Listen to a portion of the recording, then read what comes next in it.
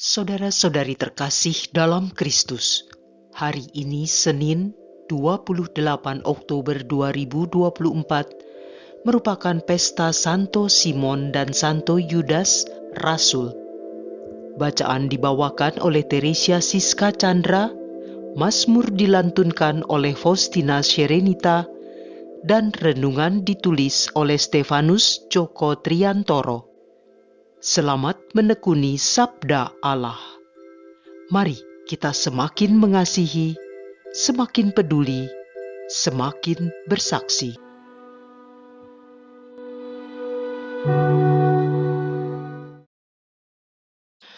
Dalam nama Bapa dan Putra dan Roh Kudus. Amin. Allah Bapa yang Maha Kasih, Putramu Yesus Kristus telah menjadi sabdamu yang hidup, sabda yang menjadi pedoman keselamatan dan hidup kami. Terima kasih Bapa atas segala rahmat yang sudah Kau curahkan kepada kami, sehingga kami dapat mendengar dan melaksanakan sabdamu pada hari ini. Berkatilah kami sehingga sabdamu dapat menjadi jiwa bagi pikiran, perkataan, dan perbuatan kami. Demi Kristus, Tuhan dan pengantara kami. Amin. Bacaan dari surat Rasul Paulus kepada jemaat di Efesus. Efesus 2 ayat 19 sampai dengan 22. Saudara-saudara, kamu bukan lagi orang asing dan pendatang, melainkan sewarga dengan orang kudus dan anggota keluarga Allah. Kamu dibangun di atas dasar para rasul dan para nabi, dengan Kristus Yesus sebagai batu penjuru. Di atas Dia tumbuhlah seluruh bangunan yang rapi tersusun menjadi bait Allah yang kudus dalam Tuhan. Di atas Dia pula kamu turut dibangun menjadi tempat kediaman Allah dalam Roh. Demikianlah sabda Tuhan.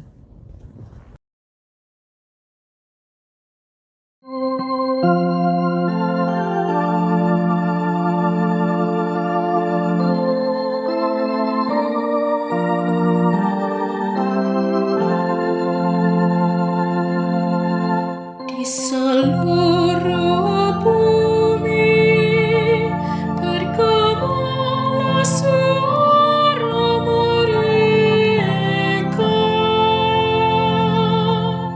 Langit menceritakan kemuliaan Allah, dan cakrawala memberitakan karya tangannya. Hari yang satu mengisahkannya kepada hari yang lain, dan malam yang satu menyampaikan pengetahuannya kepada malam berikut. Di seluruh bumi bergemalah suara mereka.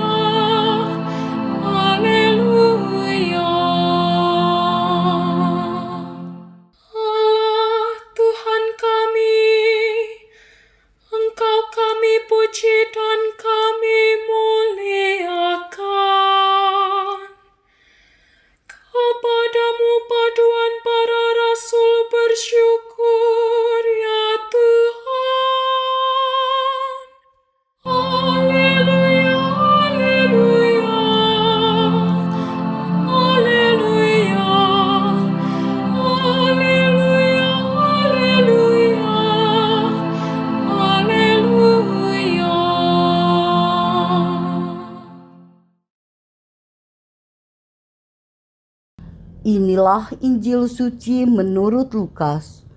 Lukas 6 ayat 12 sampai dengan 19. Sekali peristiwa, Yesus mendaki sebuah bukit untuk berdoa. Semalam-malaman ia berdoa kepada Allah.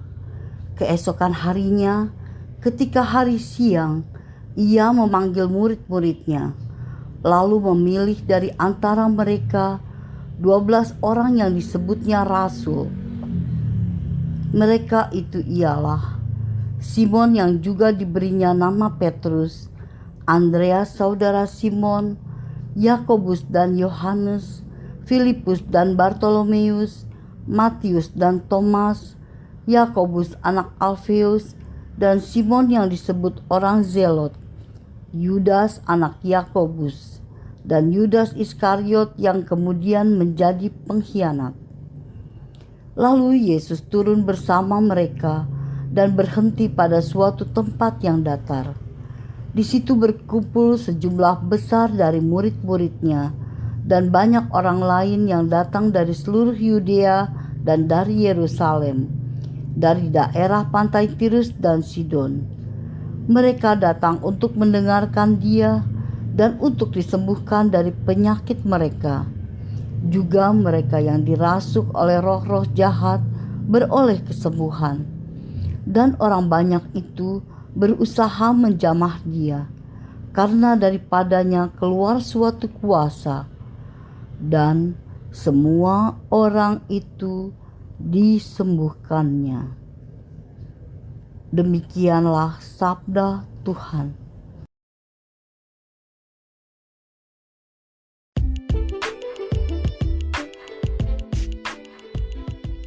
Doa menghadirkan Yesus dalam hidup kita. Renungan dibawakan oleh Maria Monica.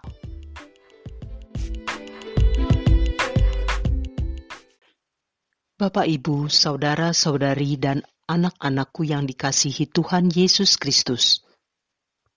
Doa adalah cara kita berkomunikasi dengan Allah Bapa.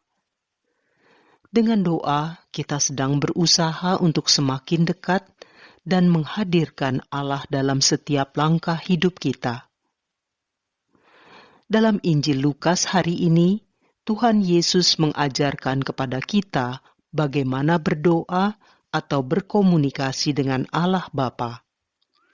Bagi Tuhan Yesus, doa menjadi bagian yang sangat penting sepanjang perjalanan hidupnya di dunia ini. Yesus pergi ke bukit untuk berdoa semalam-malaman. Ia berdoa kepada Allah Bapa. Sesudah itu ia memanggil para murid, lalu memilih 12 orang yang kemudian disebut sebagai rasul. Sering kita membaca, Yesus meluangkan waktu untuk menyendiri dengan Bapanya dalam doa, khususnya pada saat-saat hendak mengambil keputusan yang penting. Semalaman ia berdoa untuk menentukan murid-murid yang akan ia utus meneruskan pengajarannya, mewartakan berita keselamatan dan kerajaan Allah.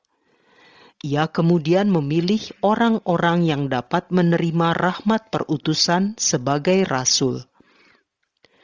Mereka adalah orang-orang biasa yang dipilih secara luar biasa. Mungkin para murid merasa tidak layak menurut ukuran pikiran mereka sendiri, bahkan menurut pandangan manusia. Tetapi Allah mengetahui hati setiap manusia. Hal ini menegaskan kepada kita bahwa pewartaan mereka menjadi sungguh mengagumkan dan luar biasa, bukan karena mereka mampu, tetapi karena kuasa Allah berkarya dalam diri mereka dan memampukan mereka. Kita bersyukur dapat mewarisi iman kepercayaan akan Yesus Kristus dari para rasul. Mereka adalah saksi-saksi utama bagi kebenaran sabda Allah. Lewat pengalaman mereka bersama Yesus Kristus, pengajaran mereka, dan terutama pewartaan mereka ke berbagai penjuru dunia telah membuka hati banyak orang untuk menyambut Yesus sebagai Tuhan dan Juru Selamat dunia. Gereja akan dapat menjadi gereja sejati bila didirikan di atas dasar keyakinan dan kepercayaan akan Tuhan Yesus Kristus yang menjadi pusat iman kita. Yesus telah menderita sengsara, disalib, wafat, dan bangkit dengan mulia. Dan para rasul adalah utusan, saksi, dan wakil Tuhan Yesus. Mereka adalah batu-batu pondasi dasar gereja. Pemberitaan mereka terpelihara dalam kitab-kitab Perjanjian Baru sebagai kesaksian yang asli dan benar tentang sabda Kristus serta berlaku sepanjang zaman. Di dalam Yesus Kristus, kita bukan lagi orang asing, tetapi satu tubuh dengannya dalam persekutuan yang dibangun atas dasar kebenaran akan Allah Bapa. Tuhan Yesus mengundang kita hidup dalam iman yang kita warisi dari para rasul-Nya dan mengutus kita mewariskannya kepada saudara-saudara kita yang lain. Gereja akan terus berdiri kokoh kuat di atas kebenaran bila setia dan dengan sungguh-sungguh berusaha untuk mengikuti pengajaran Yesus seperti yang Ia sampaikan kepada para rasul dalam Injil Perjanjian Baru. Menolak ajaran para rasul berarti menolak Tuhan Yesus. Dan melanjutkan misi para rasul adalah dengan memberitakan kabar sukacita Injil dengan setia dan dengan kekuatan dalam kuasa Roh Kudus. Seiring perkembangan zaman, terutama pemberitaan dalam media sosial, kita harus terus menumbuh kembangkan iman kita akan Yesus Kristus, sehingga tidak mudah terbawa pengaruh pemberitaan dan pengajaran yang tidak dapat dipertanggungjawabkan kebenarannya. Mewariskan iman yang benar adalah mencintai gereja, mengenal sejarah, hierarki, dan magisterium atau ajaran gereja yang benar. Kita tidak hanya menerima begitu saja iman akan Yesus, tetapi harus terus mencintainya dengan segenap akal budi, sehingga kita mampu menebarkan kebenaran bagi banyak orang. Kita adalah para rasul Yesus Kristus di zaman ini.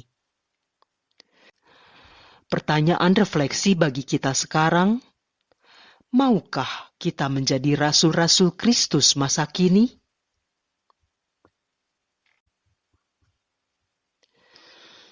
Marilah berdoa. Allah Bapa yang Maha Kasih, mampukan kami untuk terus mencoba mengerti, memahami, dan berani menjadi pewarta kabar sukacita keselamatan Putra-Mu Yesus Kristus, agar semakin banyak orang terselamatkan dan beroleh hidup kekal. Kemuliaan kepada Bapa dan Putra dan Roh Kudus, seperti pada permulaan, sekarang, selalu, dan sepanjang segala abad. Amin. Dalam nama Bapa dan Putra dan Roh Kudus. Amin.